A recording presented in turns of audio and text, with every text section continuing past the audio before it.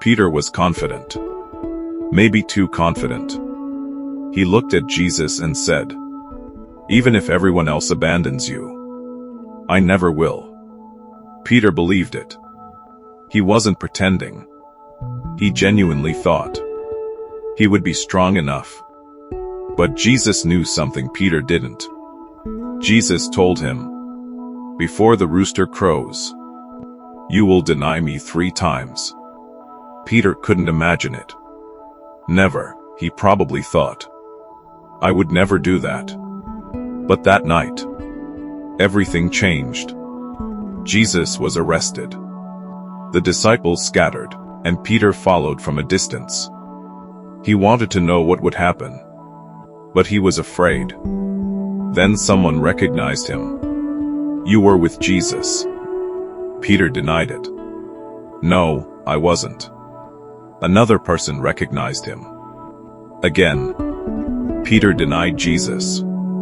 Then a third time, someone said, "Your accent gives you away.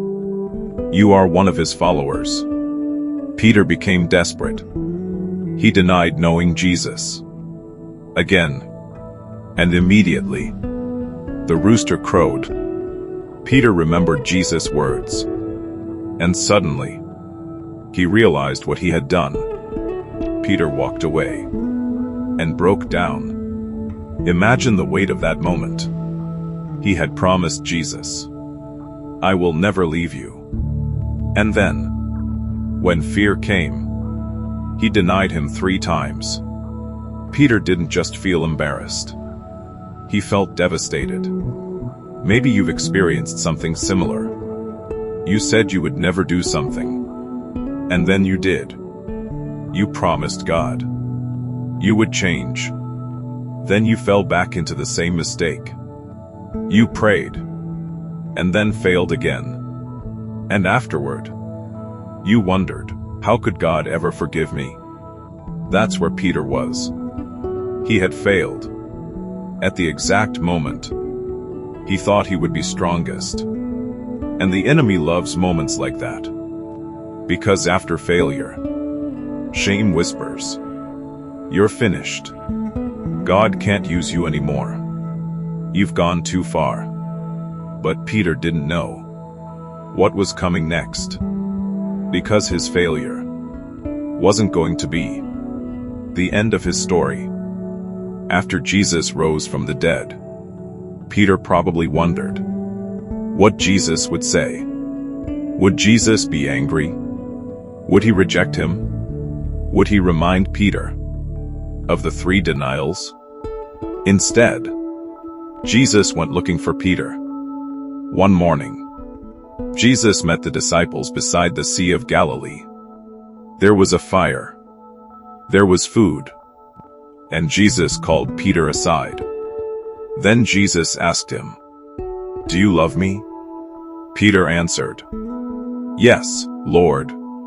You know that I love you." Jesus asked again, "Do you love me?" Peter answered again, "Yes." Then Jesus asked a third time, "Do you love me?" 3 questions. 3 answers. 3 opportunities to respond to the 3 times Peter had denied him. Jesus wasn't trying to destroy Peter. He was restoring him. Then Jesus told Peter, "Feed my sheep." Think about that. Jesus didn't say, "You failed, so you're finished." He said, "Follow me." The man who had failed was still being called. Peter's story is one of the greatest reminders. That failure doesn't have to be final. Peter denied Jesus, but Peter later became one of the boldest voices in the early Christian church. The same man who was once afraid eventually stood publicly and preached about Jesus. What changed? Peter discovered that God's grace was greater than his failure. Maybe you need to hear that today. Maybe you're carrying something you wish you could undo. A mistake. A relationship you damaged. A decision you regret. A season where you walked away from God. And maybe you've convinced yourself that you've ruined everything. But look at Peter. Jesus knew Peter would fail before Peter failed. And Jesus still loved him.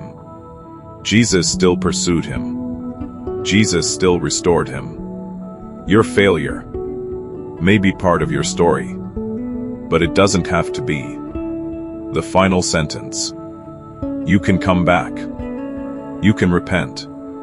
You can begin again. You can follow Jesus again. Because grace isn't permission to stay the same. Grace is the invitation to become new. If you've ever needed God's forgiveness, comment, "Jesus, restore me." Red heart like this video. Share it with someone who thinks they've failed God too many times. Subscribe for more powerful Bible stories and Christian encouragement. And remember, Peter thought he had failed Jesus.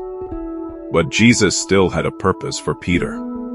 And if you're still breathing, God isn't finished writing your story.